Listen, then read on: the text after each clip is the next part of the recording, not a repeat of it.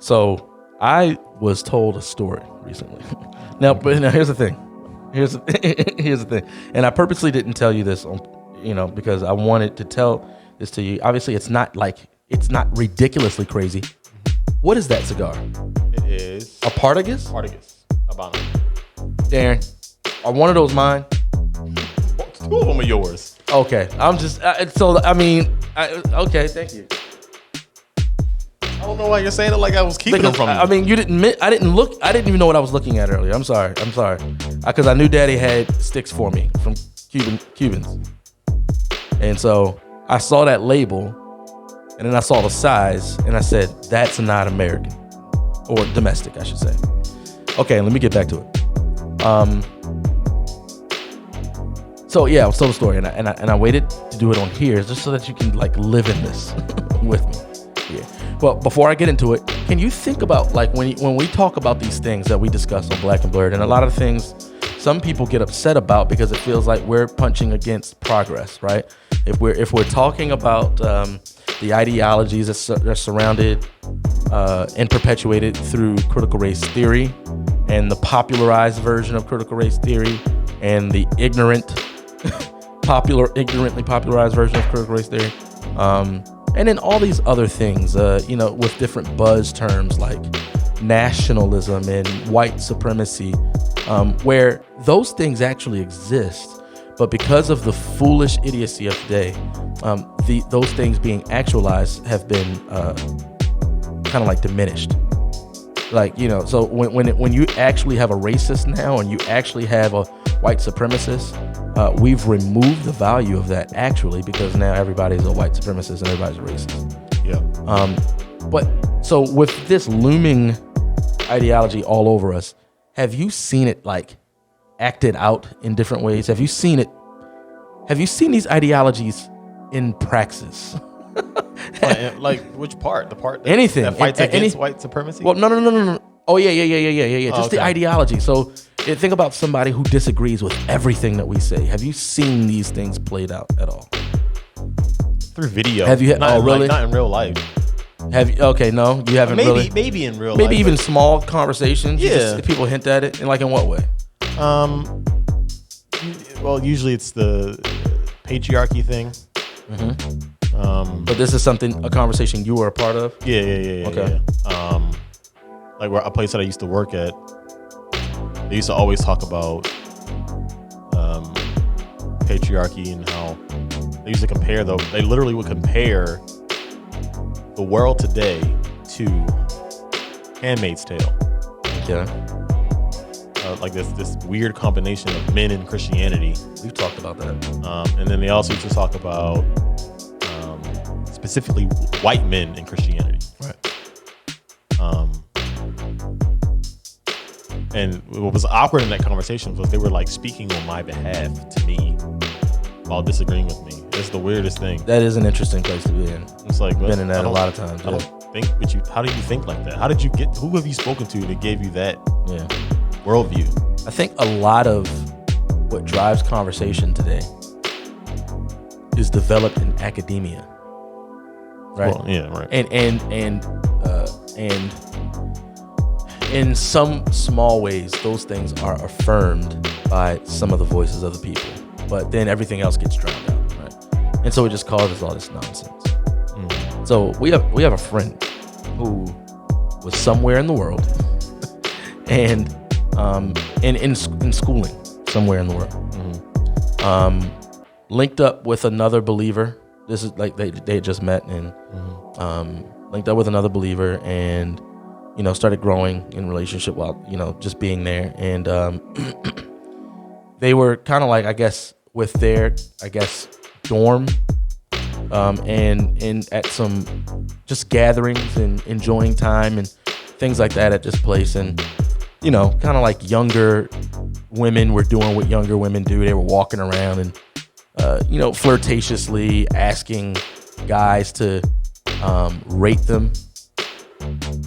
And they got to our guys, and they chose not to do it.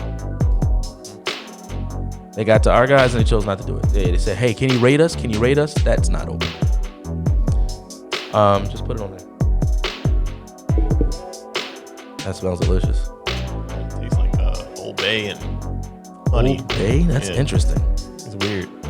Okay, so yeah, they get to our guys and they say, hey, what would you rate us 1 out of 10? Which is weird. I've never heard that. Yeah, and I can't imagine a woman walking up to me. Social media in real life. Yeah, that's ridiculous. That's crazy.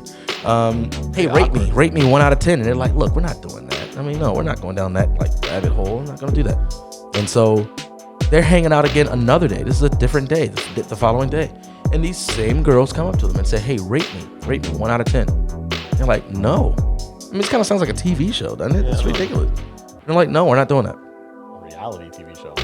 It's over now. So they're done. They go back into their dorm room. They're rooming with 2 other guys. One of which is a transgender man. A woman who became a man. Yes. Okay. And I was like, wow, really? And they were like, well, yeah, I was in blank, blank, blank. And I was like, okay, yeah, that makes sense. So, yeah. So the transgender man, and then they're kind of just having a discussion, and talking through things, and Wait, the blank blank blank thing is something you can't say? I'm just not going to say where they were. Oh, so what does it have to do with the person being transgender? Well, they're not in America. Okay. I don't think that's a widespread thing here. Oh, I see. I see. Okay. Yeah, it's not a widespread thing, even though people are fighting for that. But yeah, yeah, I mean, that's quite yeah odd.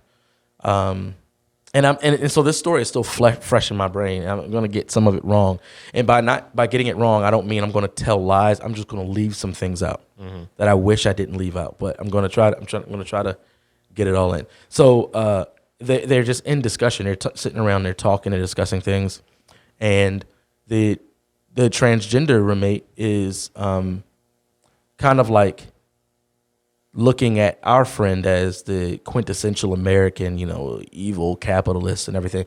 And so they start talking about capitalism and communism, and how communism is better, and how communism will end racism and it will end poverty. And it's like, wow.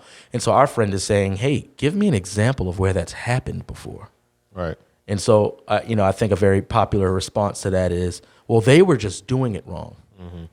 Germany, Russia, China, they're all getting it wrong. And when we finally do communism for the 13 billionth time, we're finally going to get it right. So that was the argument. Boom. Oh, sorry. Boom. That's over. That's just kind of like a clash there. Kind of like dorm talk, late night dorm talk. Yeah. We didn't talk about that in school. I mean, we didn't. We were in our dorms chilling. That's not what kind of discussions we were having. No. Controversial discussions with people. I mean, but it's also a tale of the times too, right? Yeah, that's true. Everything's divided. Social media is only killing people. We were playing Guitar Hero. Yeah, yeah. You were also all black too, weren't you? All your roommate? Yeah, what's that mean? I mean, who was talking about communism? Oh, I mean, I'm saying we didn't have discussions like that. You know what I mean? Yeah. Oh, I see what you're saying. Play beer pong with Capri Suns because we couldn't afford beer. Yeah. So another conversation comes up. There's actually this assembly, and there is an assembly for minorities who At the school? where they can come and tell their story. And there's a specific group of people at the school who are not welcome at the assembly. Interesting. Yeah. So it's one of those like, have your voice heard, be, whatever. And so we've talked about these things, right? We've talked about the whole new redefining of what racism is, and ethnic Gnosticism, as Voddie Baucham has coined it, where only certain voices can actually point to truth and speak truth, and all other voices actually can't contribute to it. And so our friend actually raised a good question amongst the roommates, where it's like, hey, let's say I concede to you. I cede over that it is true. There's a certain group of people in the world who are the problem. Why would you gather everyone to talk about the problem and not invite the problem there to hear it? I don't get it. All right. So that, another discussion ensues where it's like, yeah, that just doesn't make sense to me. I mean, and so our friend isn't quote unquote white. Who even knows what white is now anymore?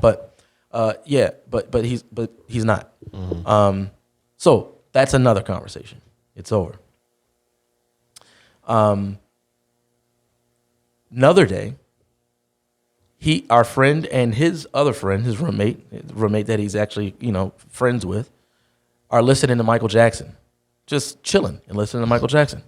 And so the other roommate, the transgender roommate, comes in and asks them, could they please turn off that pedophilic music? Pedophilic music. And so they, politely decline. Hold on. What is pedophilic music? I didn't even laugh when he was telling me this story, but I'm just flabbergasted. Yeah. So he asked him, could he turn off the pedophilic music? And they're like, wait, no, what? Pedophilic music? No. I mean, I'm not doing that. I'm not doing that. Like, what is he? So they're not going to turn off the pedophilic music. I feel like this is one of those moments where I feel like I'm leaving something out, but I'm just going to get to the next thing. Mm-hmm. So the next thing they know is that this roommate goes to the administrators and accuses. Tells on them? Huh? Tells on yeah, them? In one of the specific phrases I remember him saying it was used against him was rape apologists. And a tendency towards pedophilia. Yeah. What? Yeah. So our friend was called in by these administrators. Our friend and his friend were called in by the administrators. And they questioned them about it, like, questioning like they already knew it was true type of thing. And what was added on top of that is this transgender roommate is also friends with the Rate Me 1 to 10 girls. The Rate Me 1 to 10 girls, I guess because they were bored, contributed to the narrative of our rape apologetic and pedophilic tendency friends with like assault of some sort. Yeah. And so they also, it was something about racist rhetoric too. White supremacist rhetoric that they attacked onto that. So, they pull up our friend and they're like, hey, look, we don't have anything explicit about you, but you are implicated. So tread lightly. And they sent him on his way. But his friend, mm-hmm. This is a prestigious place to get into, by the way. Yeah. And so you don't just go, you have to be accepted. All right. And so our friend's roommate had been trying to get to this place for 3 years. Mm-hmm. And he's finally there, and they just kicked him out because of this accusation. Yeah. And so he comes back to the room, and he's like, he told me he was choking back tears. And he's like, hey, look, let's go back there right now. Right. Because I'm heated. They're both heated right now. They're like, I can't believe that this is happening. I can't believe that in the drop of a hat, somebody can just come to you and tell you this nonsense and you believe it. And so the roommate is like, hey, look, but what about you? They just let you get back. They didn't kick you out. And our friend is like, hey, look, either I'm getting kicked out or I have to stay in this miserable place. Right. So I'm not looking forward to either of them. So I may as well do what's right. Mm-hmm. And we're gonna go here and fight. We're gonna go back. So that's what they do. They go back there and they tell them that it didn't happen. As God would have it, there were other friends of theirs, 2 female friends of theirs, mm-hmm. who lived in the girls' dorm mm-hmm. with the Rate Me 1 to 10 girls. The Rate Me 1 to 10 girls were joking about this thing they had just did to get these guys in trouble. So these girls, their friends, heard it, and they came back to them and told them, they said, hey, these girls came in and they were telling us that what they just did. And so those girls actually went to the administrators and told them, hey, they're lying. Mm-hmm. And so our friend and his roommate go to the administrators like, okay, so now you just found out that they lied What's the about everything. consequence? Yeah. What are the consequences? Right. And they're basically like, hey, just chalk it up. Deal with it. This is pretty much, he said something like, we consider this issue to be resolved. There was no issue. They lied. Yeah. And so they're red hot, right? They're walking back. They're walking back to their room. They're red hot. And so our friend, which I told him I was proud of him, our friend he pauses and says, look, this is an incredible, because what they were doing is they were going back to the room to see their roommate. Mm-hmm. I bet they were. Wait, they were going. The transgender person is their roommate? Yeah. Wait, yeah, wow. Yeah. Oh, he was willing to live in there with them? Yeah. After doing something like that? Yeah.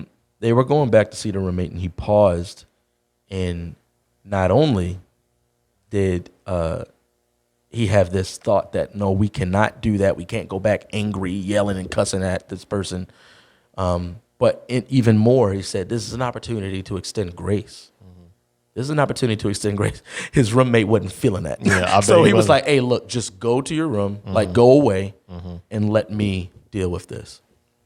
And so in this conversation, the transgender roommate is basically saying like that because of this is happening because of all the things that he's had to deal with, like trauma that he's dealt with, and coming up with all these different reasons on why that happened and why that lie was told.